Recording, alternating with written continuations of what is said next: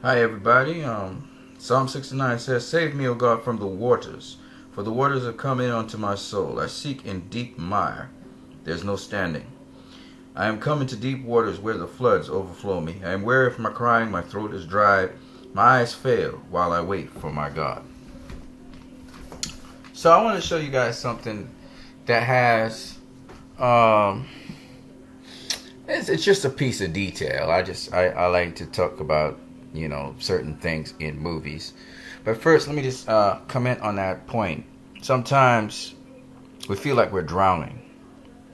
It's a feeling. It's an emotion. You feel like you're overwhelmed. And in the story of steam, snow, steam, and iron, there's that feeling of being caged in, imprisoned, and imploding, going in on oneself. But yet this person decides to fight back. It's a choice. Now, in this movie, like in real life, life is a struggle. It's a fight. We see that you can either succumb to what is there, or you can rise above it. In this story, this woman, she chooses to rise above her situation, and she takes the choice of fighting back.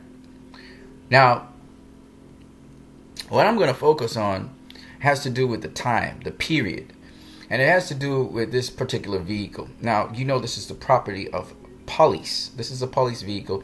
It's actually police of New York City. That's what's written. NY City Police. I want to focus on this vehicle because it says a lot. In and of itself, the vehicle says a lot about this story, and I'm going to show you what I mean. So if you look at the vehicle here, I decided to go and try and figure out the details on this vehicle because Zack Snyder is a very detailed person. So I wanted to look at the details of this vehicle, and it told me a lot about the police officer, who he was, that was looking for services for this young lady who is Lin Wu in the story. So first of all, we see her here, and there's a dead officer on the side here lying down. That's the same officer. He seems to be high up in the police service, and I'll tell you why I know this. Here he is receiving money from the guy who pimps out the women for prostitution. But very interesting. This is some details here that helped me to track down what vehicle this was.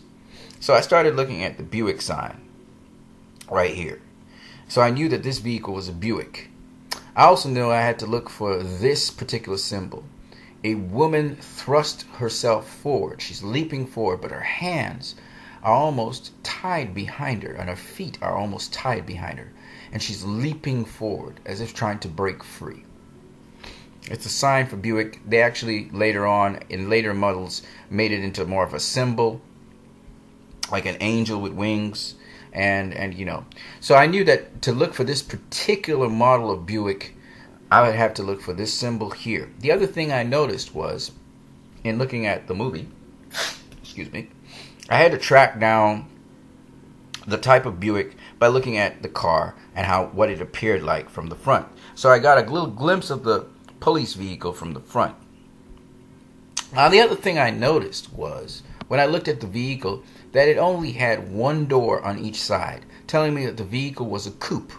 So this was not just any kind of police vehicle. This was a vehicle by a head honcho in the police service, because coupes are very expensive cars. They're very high quality cars. So the police officer, he had to be high ranking because it was a coupe. It was a two-door. He was being chauffeured by a driver. He had a driver for his car, and we know that from the IMDb details.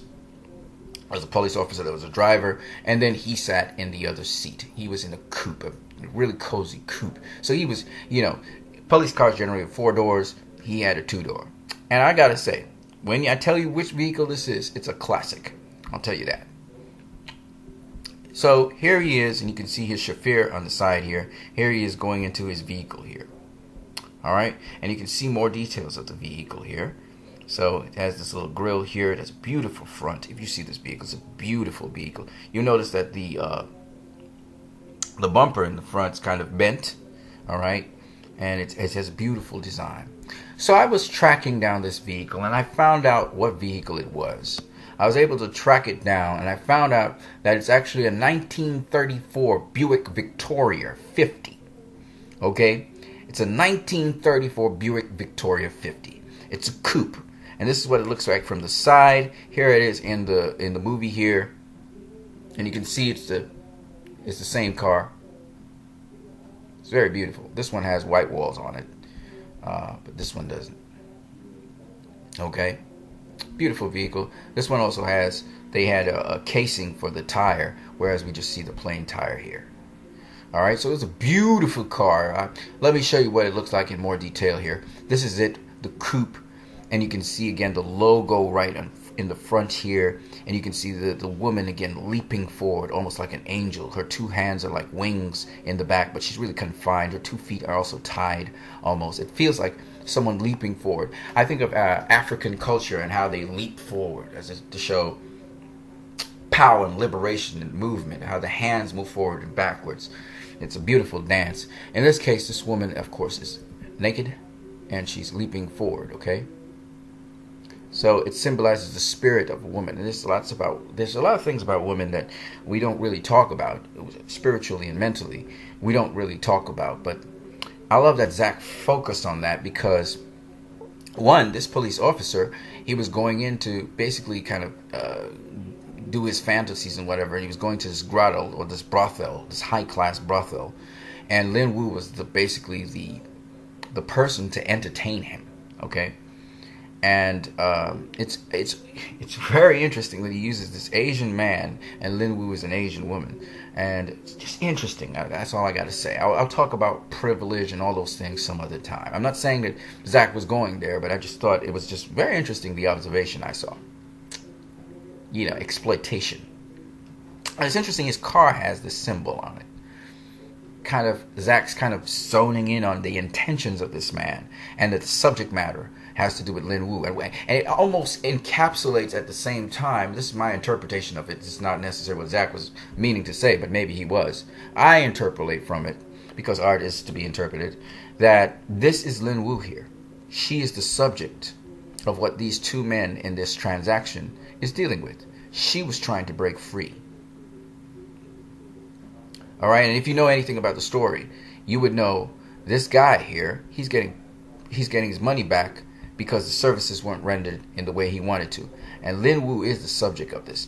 And I believe that, you know, the symbology here, and why Zach kind of zones in on this, is because it ties into the subject that they're discussing, which has to do with Lin Wu.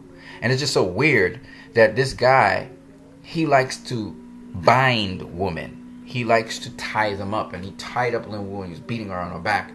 And it's interesting that that's a parallel to Wonder Woman and Ares. When he tried to tie up Wonder Woman, she broke free of her bonds. And here we can see this woman wanting to break free of her bonds.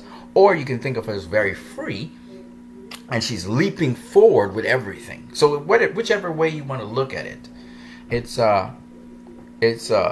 interesting.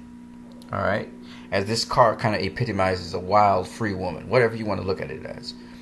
But I thought this very interesting, so I just wanted to highlight that the car highlights the story and also tells some characteristics about not only this man, but also about the subject of Lin Wu in the story. And let me show you some details of the car. So this is the car here. I'm going to show you another car. This is not a coupe. You can see this is a 4-door. This is the same car. It's a 1934 Buick, but it's I think it's the 300, or is it? No, I think it's the 50s version, but it's not the Victoria coupe. Okay, this is not the coupe. And anyway, when you look here, let me zoom in a little bit. See if I can get it a little bit closer for you. There you go. Zoom in a little bit more here. All right, beautiful. That's 50%. I want to zoom in a little bit more, just a little bit more. Okay, the little bar there, you can see the bar right there, 67%. Look at that. Now, this is interesting because again, this woman is leaping forward, almost like an angel with wings and stuff, and this Buick, okay? I don't even know what Buick means. I should have really checked out that and gone deeper with you guys, but that's okay. But here you see that this is similar to this sign here, okay? This one's a little less romantic. This one literally has a silver sign. Look at that. Man, this thing is just so beautiful. And this one's a little bit less romantic. This one actually has a little blue in it. But you can see it's the same. It's a similar car. This one is a little bit different because this one has, let me zoom out a little bit. It has a little wheel here on the side of it, and again, white walls, and it's a little bit more regal. And the policeman is on. I don't know what this fire thing is doing. Extinguisher's doing there. That's interesting as well. But anyway, I wanted to show you this because the car in the story is not an ordinary car. It represents a not ordinary guy. This police officer, he's the head of something. I don't know what he is, an inspector, or he's high up in the police service. The clientele's high up that these women service. So there's a high sort of brothel, prostitution ring kind of thing going on here. And so the other thing is the car tells us the status of the police officer, but it also tells us the status of Lin Wu. And I wanted to show you those two things because Zach, visually, he gives you so much in his movies that you really want to take it in. And I think this is a very special car that he used in this shot. I thought it was just wonderful. And so I just wanted to share that with you guys. I hope you enjoyed my video. Leave your comments in the comment section below. If you haven't seen Snow, Steam, and Iron, I want to discuss Snow, Steam, and Iron with you guys a little bit more. For those of you who've discussed it or seen it, some of you are really interested in that kind of stuff. And so I would love to do that with you guys. On that note, I hope you guys have a great day. You guys have a great one.